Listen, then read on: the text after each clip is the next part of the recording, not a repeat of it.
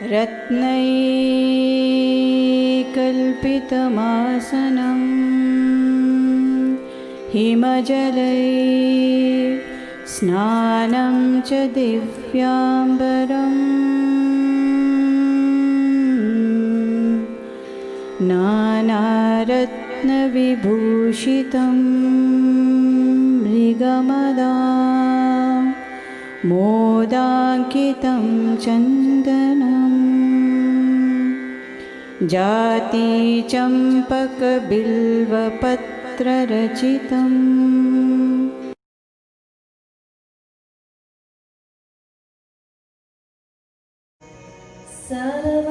सर्वस्वरूपे सर्वेशे सर्वशक्ति समन्विते भयभ्यस्त्राहिनो देवी दुर्गे देवी नमोऽस्तुते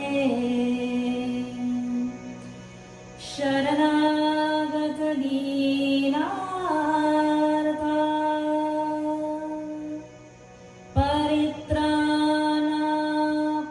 परित्राणपरायणे सर्वस्यार्ति हरे देवी नारायणी नमोऽस्तुते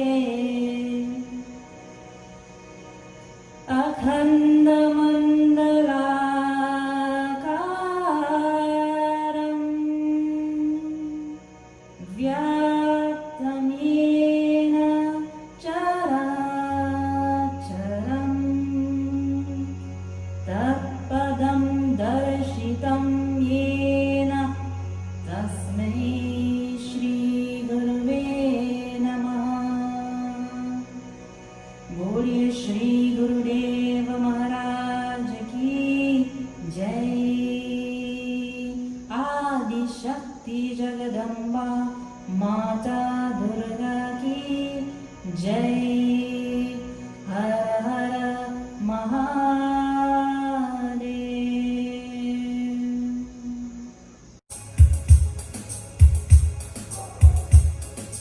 देवी रूपं मधुरं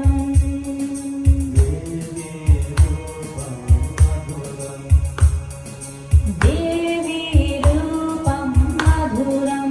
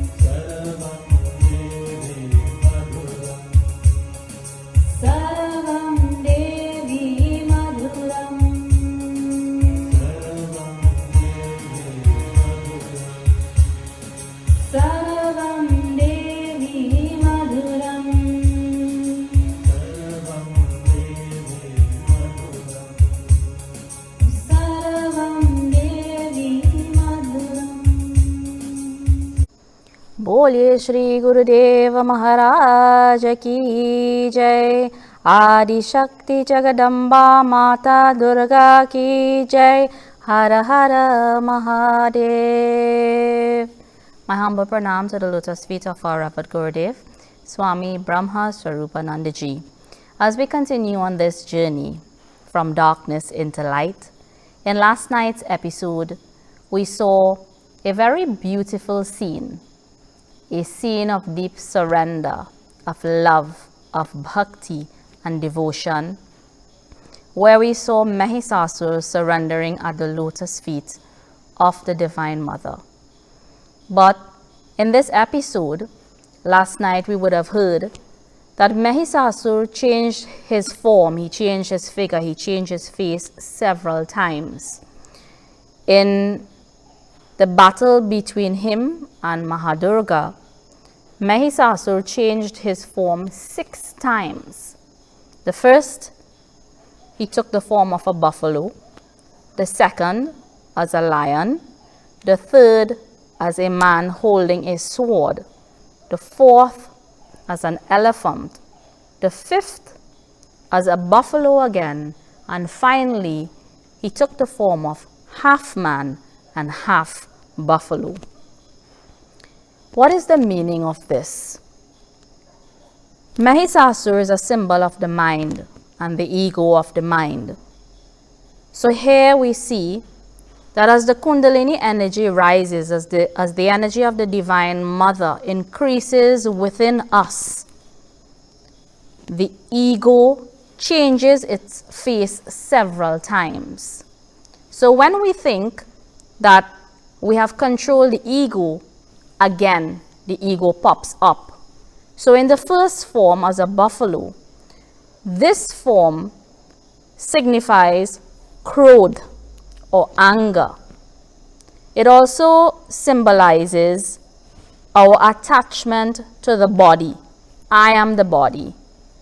So if we are attached only to the physical layer and we are not going above this physical layer of the body, this is symbolized in the form of a buffalo. The second form he took is the form of a lion. We heard that the lion is a symbol of social dharma, righteousness, adhyatmic life, spiritual life. Here, Mahisasur took the form of a lion, which symbolizes a disguised form of dharma. In other words, he appears to be a dharmic, a religious, or a righteous person, but he is not real. So he took this disguised form as a lion to cheat the Divine Mother. So here we see a fight between false dharma and real dharma. His outside appearance appears to be something else, but his inner being reflects something else. Here also he is saying, I am dharmic, I am also spiritual. I am not wrong, I am right. So here Mahisasur takes the form as a lion. Man, a man holding a sword. The sword here, the khadga, is a symbol of knowledge. But here Mahisasur holding the sword is a symbol of false knowledge. He is also saying, I have human qualities, not only animalistic qualities. I am a man. I also have human qualities. Mahisasur, taking the form of a man with a sword in his hand, symbolizes that process or technique to prove that I am right, but others are wrong.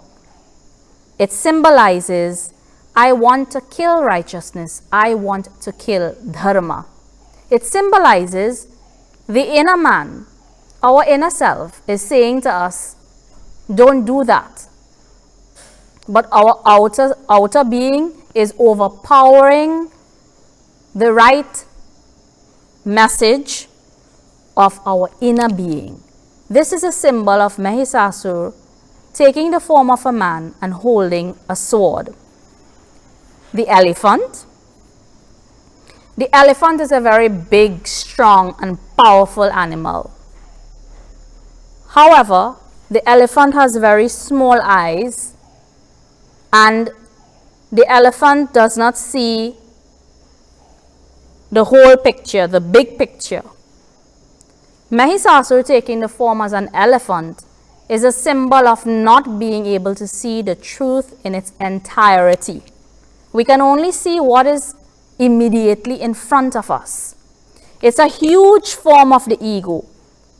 I am a great man on the basis of material richness. So, the Divine Mother, what did Mother do? She cut the trunk of the elephant. Cutting the trunk of the elephant symbolizes cutting the energy of a false man, a false being. Again, he took the form of a buffalo, symbolizing anger or krodha. Mahisasur is known as Mahamoha. Not just Moha, but Mahamoha. Another symbol of Mahamoha in our tradition is Ravan in the Sri Ramcharitamanas in Ramayana. What is Moha? When we forget who we are in a state of Moha. Then comes Vimoha, when Moha stays permanently in our perception. Then Sammoha, recurrent Moha, Moha that occurs again and again. For this we need our Guru and knowledge to remove this type of Moha. And then comes Mahamoha, the great Moha. It is very difficult for us to realize as human beings when Moha overtakes the mind, infatuation, lust, and ego. And it is often described as if a lotus starts falling from the top of a staircase to the bottom, we would hear the sound of this lotus toppling and toppling and toppling and toppling until it reaches the bottom of the staircase, and at last it spins, and it continues spinning and spinning and spinning and making an echoing sound until finally the sound stops. So when we are covered with moha, lust, infatuation, and ego, our perception changes, our vision changes, and we are overtaken by great anger, delusion. So Mahisasur is a symbol of Mahamoha. Then he takes the form of half man and half buffalo. So taking the form of half man and half buffalo symbolizes that we are between two qualities, animalistic qualities and human qualities.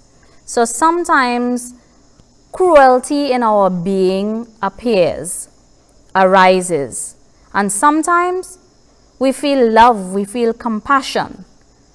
But this is an incomplete being. So the Divine Mother puts her foot on the head of Mahisasur in this form of half man and half buffalo, and suddenly knowledge comes. Real knowledge comes within him, and he surrenders at the lotus feet of the Divine Mother. This is where we arrived at last night, and we saw that beautiful scene between the Divine Mother and Mahisasur. So here we are seeing 6 faces of the ego.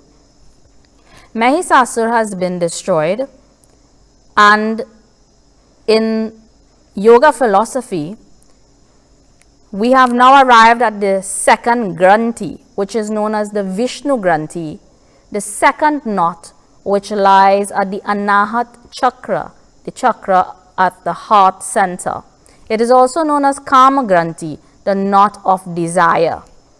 And this causes distractions of the mind. It veils the true vision. Perversion of one's understanding comes.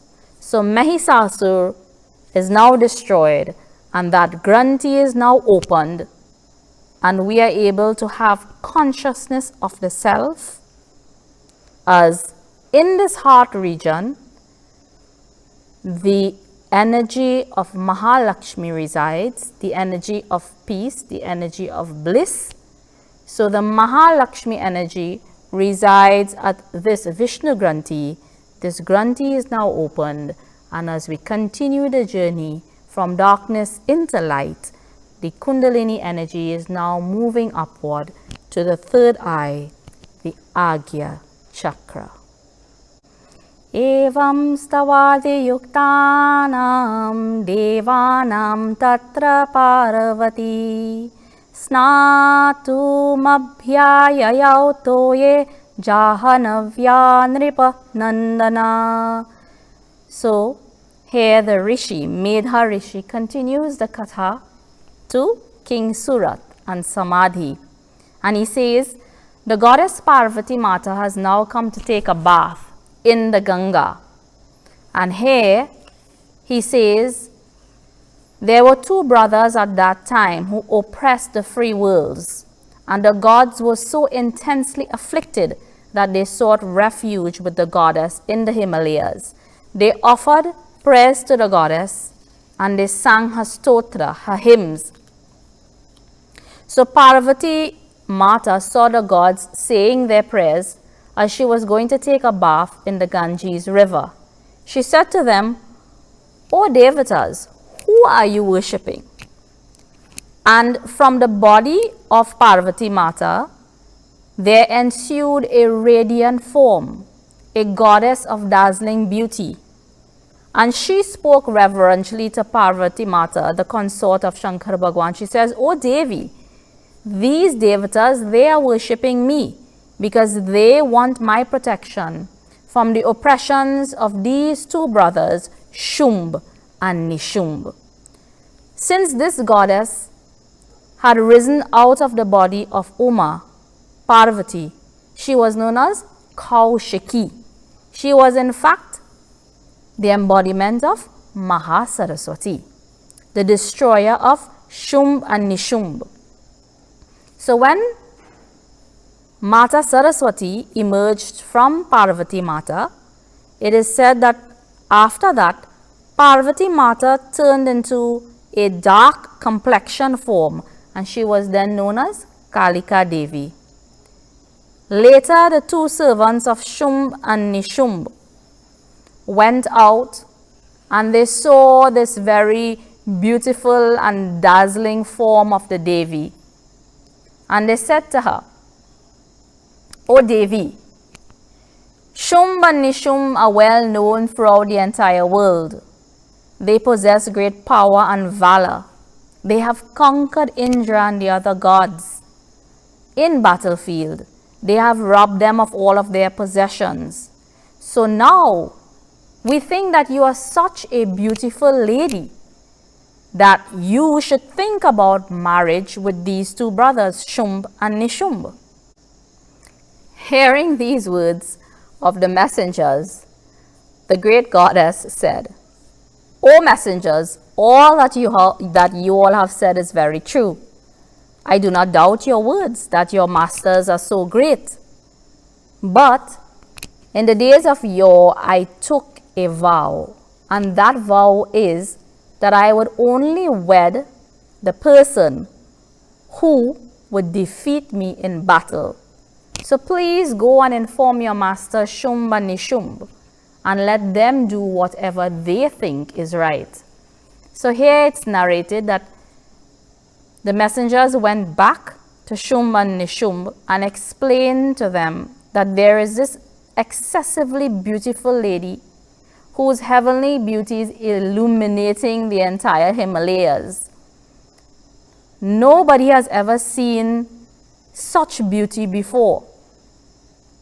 She's a gem, they told Shumb and Nishumbh. And they are saying, "O masters, you all have everything. You have precious materials, you have horses, you have elephants. You're in command of the three worlds. But we say to you, O masters, you should also try to get this lady." And here, at this point in time, Shumb and Nishumbh sent out Dhumralochan to go near to the goddess to try to win her heart and bring her back to them. He dhumralochana sutvam swasainya parivaritaha tamanaya balad dushtam keshakarshana vivalam. O Dhumralochan, you go forward with your army and capture this beautiful lady who is residing in the Himalayas. And as Dhumralochan appeared in front of the Divine Mother, she says, "O hero, I know who you are, and I know that your king has sent you with your army to me. But listen, you cannot go with me unless you fight with me. And if you defeat me, then I will go with you." As soon as Dhumralochan heard this, he ensued in battle with the Divine Mother. And the Divine Mother at that time, only she uttered the sound "Hum," like in the slaying of Mahisasur, and he was reduced to ashes. But behind him was his great army, all the remaining soldiers of the army. And it is said at that time, the lion of the Divine Mother came forward and slayed the rest of the army. Dhumralochan. Dhumra means smoke. Lochan means eyes. Smoky eyes. Cloudy vision. If we have smoky eyes and cloudy vision, everything would appear very unclear to us. Doubts would enter into our mind, and one doubt will validate another, and another, and another. This is Dhumralochan. This is what he represents. Unclear vision. So he was unable to recognize and to see and to realize that the Divine Mother was the Mother of the universe standing in front of him. The rest of the army that remained ran towards Shumb and Nishumb. And they returned with all the news. And now Shumb and Nishumb deployed the second leg of the army. And they were known as Chanda and Munda. Chand and Mund. And as they rushed forward, it is said at that time, through the eyebrows of the Divine Mother, a dark figure, a dark goddess emanated from her eyebrows, and that was Kali.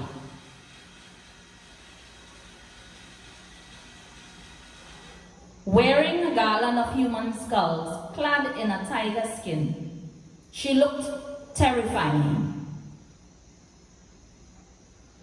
And Mother Kali ensued in battle with Chand and Mund. She destroyed Chand and Mund.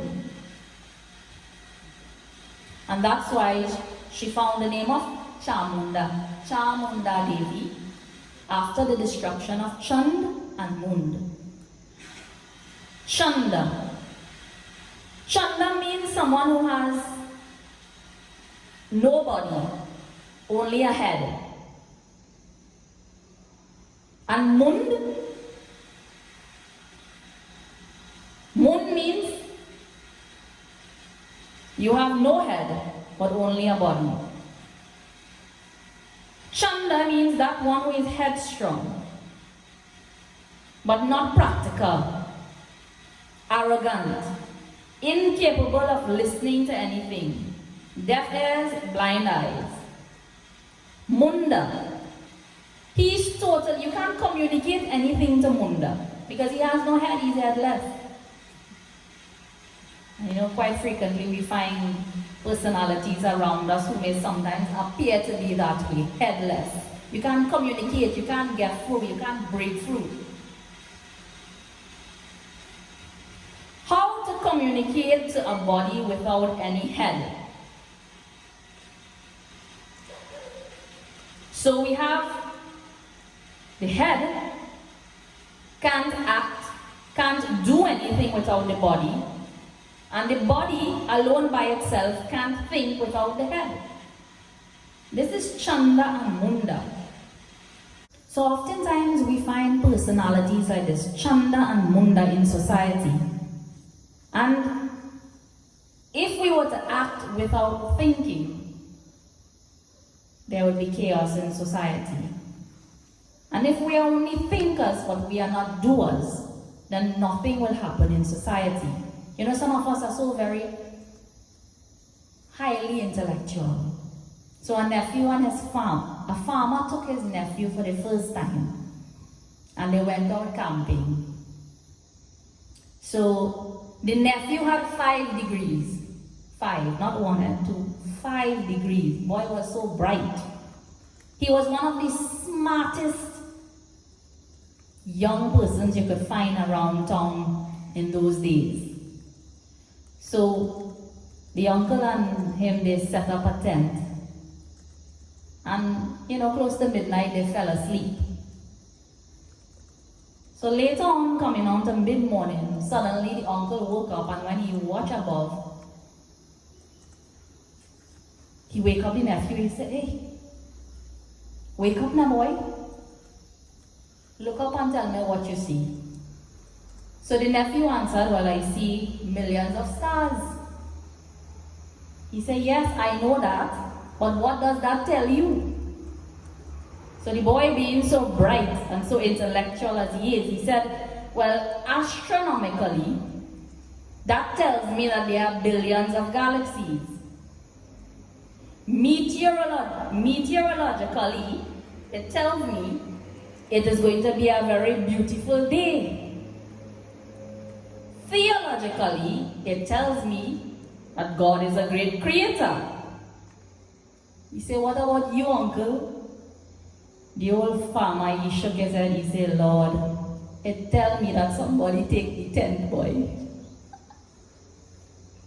Brightness. Great mind.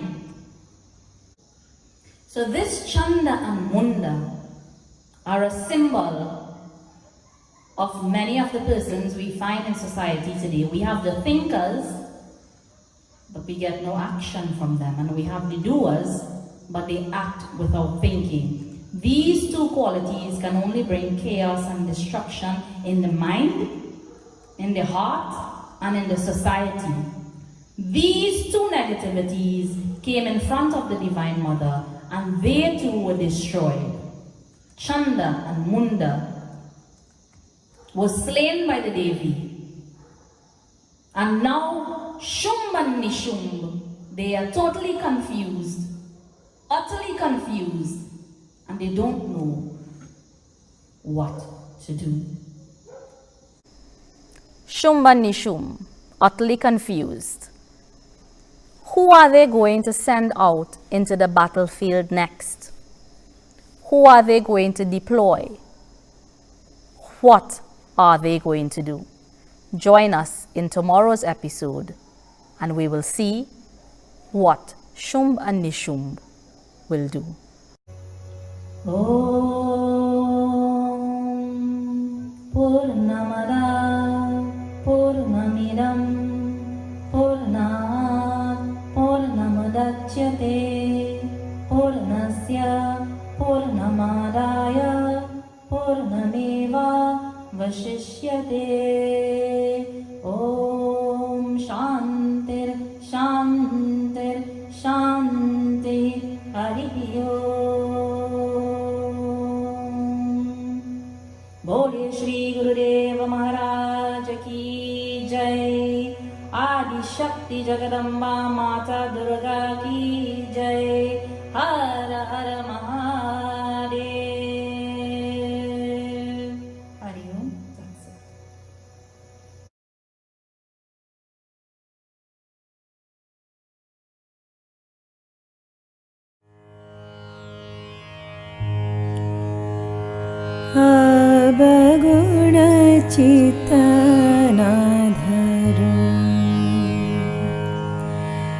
नाधरो रे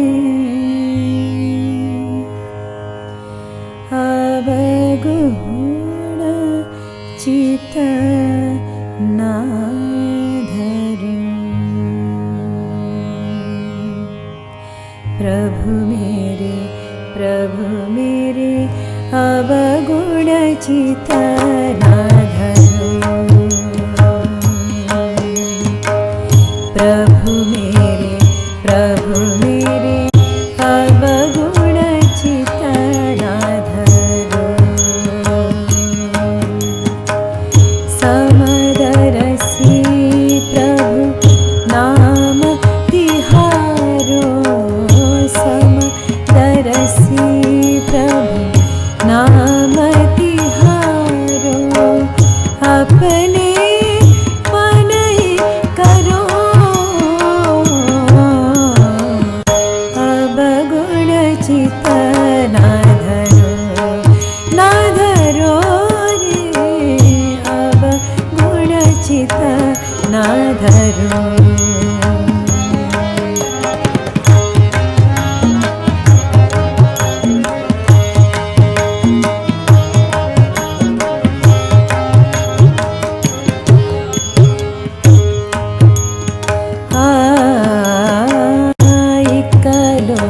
hike पूजा मेरा खत इकलो hike पूजा मेरा खत इक घर बधिक परो।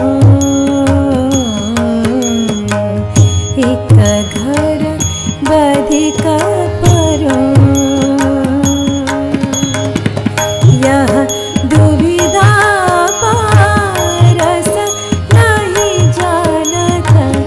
यह दुविधा पारस नहीं जानत। कंचन करत खरो अवगुण चित्त ना धरो रे अवगुण चित्त ना धरो।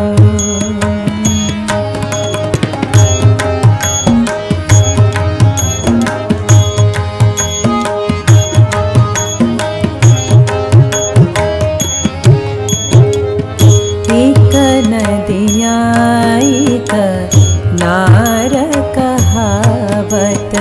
एक नदिया एक नार कहावत। मैलो नीर भरो। मैलो नीर भरो। जब मिल के दो एक मरना भाई। जब मिल के दो एक मरना भाई। सुरसरी नाम परो अवगुण चित्त ना धरो रे अवगुण चित्त ना धरो। समदरसी प्रभु नाम तिहारो। समदरसी प्रभु नाम तिहारो। अपने मन ही करो अवगुण चित्त ना धरो रे अवगुण चित्त ना धरो।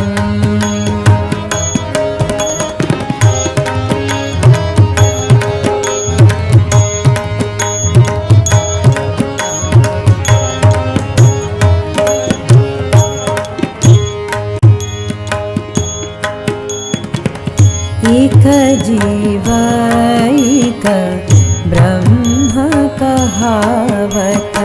एक जीव एक ब्रह्म कहावत। सूर श्याम झगरो। एक जीव एक ब्रह्म कहावत। एक जीव एक ब्रह्म कहावत।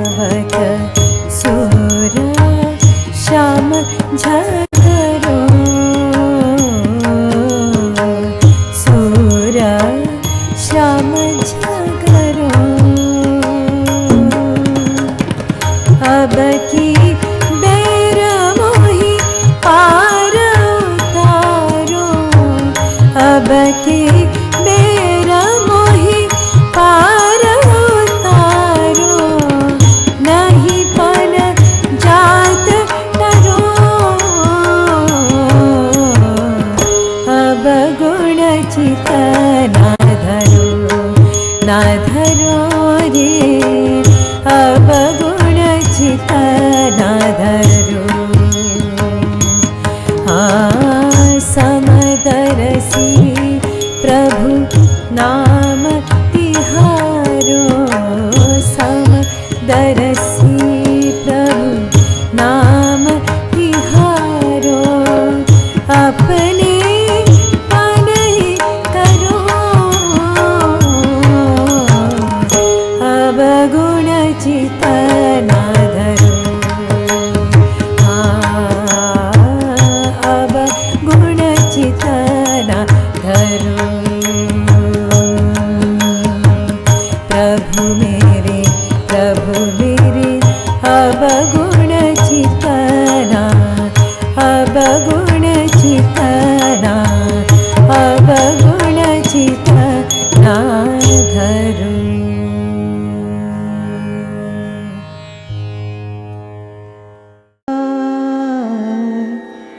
दीपं देवदयानिधे पशुपते हृत्कल्पितं गृह्यताम्।